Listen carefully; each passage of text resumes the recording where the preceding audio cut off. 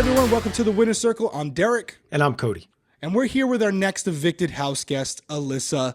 We're going to dive right into it. To be completely transparent with you guys, it's a Friday. We got a lot of stuff going on, and this interview is not going to stimulate the mind much, although I will say the one question that is somewhat intriguing is the one about that we usually ask as far as where they may vote. And I do think we got some insight on that. So anything to add before we dive right into question number one? No, let's get right into it. Question number one, we asked Alyssa, we know things got very shaky with Kyle under the circumstances in the game, but what will your relationship look like outside the house? And this is what she had to say. I think Kyle and I are going to have a lot of conversations that are very open and honest. I also think I'm going to have to talk to my family and friends who have watched the show and watched the feeds and really just know everything from the outside in. And then I'll see where a relationship goes from there. Yeah, I mean, that's definitely fair. I think, you know, because of how crazy and hectic the situation was and how much of a blindside it was for her, I think it's fair to want to get out and hear what her family has to say, hear what her friends have to say, and really get to see exactly what was happening in the house and behind her back. Ultimately, I know that could be kind of a negative term, but it was all happening and she was unaware of it. So I think getting the most information she possibly can is going to give her, you know, the best opportunity to move in a direction that I think she'll like. Yeah, I mean, I think it was the right answer. She got to talk to friends, family, see what happened on the feeds. You know, she knows what happened inside the house. She knows it's a polarizing topic. So the best thing she can do, reserve judgment for now, see what happens on the outside. And just outside of all the chaos that's ensuing when they get back on Twitter, I didn't really feel that Alyssa and Kyle's relationship was that strong to begin with. So I don't know if it's going to be something that's going to stand up as time progresses when they go back to their hometowns and they start to be around their own friends and family. They may realize that they're better off friends than anything more than that. But time will tell. We'll see how Alyssa responds to the comments about Kyle and what her own opinions are on it. And I said this about Kyle. When they get back on social media and they're in the outside world, give it a couple months and they'll start showing their true colors. We'll see where they really lie. Yeah, it all depends on how she feels about the heavy backlash that Kyle's going to be getting from social media. And if she weighs that into whether she wants to be with him or not, then she most likely is not. Yeah, I would venture to say, based on stuff inside the house, more than likely she's going to choose to go a different route. And I'm sure she'll have some former BB alum sliding in her DMs and all that stuff, so she'll be fine. Girl? So, girl, you did a real good job this girl? season. How you doing? I don't know what your story was, but you know, it would be James Ryan, but he's wifed up now with a kid, so it's not gonna be him because otherwise, he would. Be, now he admits that like every season he had a thing going. Did you know this? No. Shout out James Ryan. I'm sure somebody will clip this for him, but he had a thing where like every season after his, he would have like a target in the house, one of the females, and he would hit him up. And he did like a Netflix special and all this stuff where like he literally was talking about just being no a James. way. I mean, he's just out there in Las Vegas, just like, hey, yeah. I think it was Netflix. I think it was Netflix. I'm not sure exactly, but yeah, James Ryan. Love James Ryan, but he's wifed up, beautiful wife now, beautiful little boy. So he's off the market, but I'm sure there'll be others. There might be there's some other guys in from Big Brother, from the past of Big Brother that may be like, hey girl, what's up? Might slide into it. Yeah, absolutely. So question number 2, we said, why would a betrayal by Turner feel so personal to you that you told him it could affect your vote at the end? I feel like I have been nothing but loyal to Turner. I have stood beside him no matter what. He was my best friend in the house and he had no reason to vote me out. So him being the sole reason that I left is really hurtful and it really could affect my jury vote. Usually it's more subtle. I mean, she put it right out there. Maybe it was going to affect my jury vote. No, it is. If Turner's in the final 2, Alyssa's not voting for him. There's no doubt about it. It's too fresh. She's not voting for him, period. I don't know what else to say. Taylor Monty, you got Alyssa's vote. Yeah, straight up. Hey, that's a good thing for Taylor and Monty, or, you know, I mean, maybe Brittany if she's there. But yeah, Turner's in trouble. He handled that poorly, and then obviously didn't make her feel any better with his goodbye message by saying later, dude. And so she's going to go ahead and say later, dude, to him having a chance to win $750,000, which, hey, that's part of jury management, right? 100%. Ask Paul. Paul will tell you. You know what I mean? Like, you can play a great game, but if people feel terribly about you when they leave, there's no way to change that now. That last opinion of you is the one they're going to be voting with. And we said it. Turner has played a pretty good game, and he's ruining it right now because he needed Alyssa's vote to have a chance, because she would have been in there championing him to the other jury members. Now she's going to be in there trashing him, telling the other members how great Monty and Taylor are. So yeah, he's donezo. Yeah, and a little behind the scenes about what goes on with the production of Big Brother. I'm not 100% sure, but it could be Alyssa, where they don't go to the jury house to like stay anymore, because now it's getting so close to the finale that they move out of the jury house and they're in a hotel room. This is some behind the scenes. So Alyssa may not even get to go to the jury to maybe vent it out, like let it sit, like simmer down a little bit. She may just be sitting on this in a hotel room by herself, and that really could affect if Turner does get to the final two, which I think we both agree that he may not. But if he does, her sitting on this and thinking about it and just getting more frustrated on her own could really make her not even listen to anything he has to say if he's in the final two. It's a great point. She's not feeling too good about Turner. No. Sorry, Turner. So question number 3 is, what advice would you give to future contestants that are getting ready to play the game of Big Brother? As they say, expect the unexpected. If you think someone's going home, that can change minutes before the vote. Everything's always changing. People are always talking about you. So just always be alert, have a strong alliance, and stick to your word.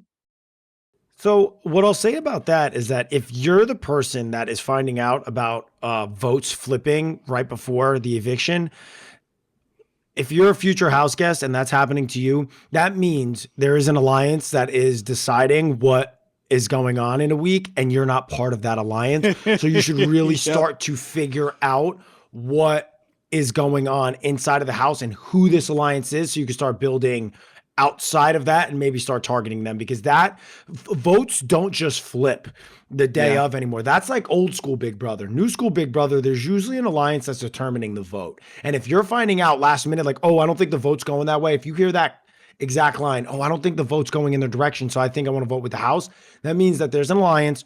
That person is privy to the information and you are not. So that's what I'll say. Nailed it. Yeah, if the votes don't flip like that last second anymore. We can attest to that, even with us, with Hayden and Nicole and Jakai. We did the same thing. But I don't think it's bad advice, but it's very trivial. I mean, love Alyssa. I'm sure she's a great person, although you guys will cancel me in the comments saying she's not. But am I going to take advice about Big Brother from Alyssa going forward? Probably not the best person this season to be taking advice from. But I do think, from what I've seen, don't kill me, seems like a good person. Maybe Big Brother isn't her thing, but overall, she was on the opposite end of the whole, if it's flipping, whatever, that means she wasn't in on it. And she was blindsided by some votes. Yeah. It's like, girl, you were just not in the know. No, no, exactly. Question number 4. What would you say your biggest takeaway is after playing the game of Big Brother? I would say my biggest takeaway is that everybody has a story and everybody has a why, that no matter who they are or where they came from, everybody is someone's daughter or someone's son. And at the end of the day, we're all just human. All right. So this was kind of a template answer, which is fine. But I do think there's some value in what she said, even though I don't think she knows it. And that is that everyone does have a why. And one key component to Big Brother is understanding a person's why, because that's how you end up relating to them. That's how you build a bond that's bigger than the game. That's how you get them to trust you and ultimately be loyal to you in the end. You and I knew your why. You were there for, I knew your sister's name. I knew your brother's name. I knew your pop's name. I knew what your nicknames were for them. You were there. You were a family dude. You were there for your family to better their life. I knew that. And that's something we could relate on because I was there for my family. So that is a good piece of advice from Alyssa, where go in there and try to figure out not necessarily what someone does for an occupation outside the house, but what's their why? What's the real reason they're there for? And if you can figure that out, you have a much better chance of developing a relationship with them that will last throughout the game. I think that's a great point. And it goes to the point that you tend to say a lot when it comes to, it's a lot harder to put your friend on the block than just a fellow house guest. And so when you find out somebody's why and you connect with them on a deeper level than just the game, it becomes harder for them to target you or even want to target you unless it's very deep in the game and they ultimately come to the decision that they want to win because they feel like you would beat them. So I like her answer. I think it had a little bit in it, kind of like going at the reason of Kyle. You know, Kyle we're all saying human beings. the people of color are working together because they have a why, they have this why, and she's trying to say like we're all human beings, like everybody has a why. Maybe don't group people together. Yeah, Just based off of like an outside circumstance. I that's how I feel. Let me know if you guys agree with us down or agree with me down in the comments.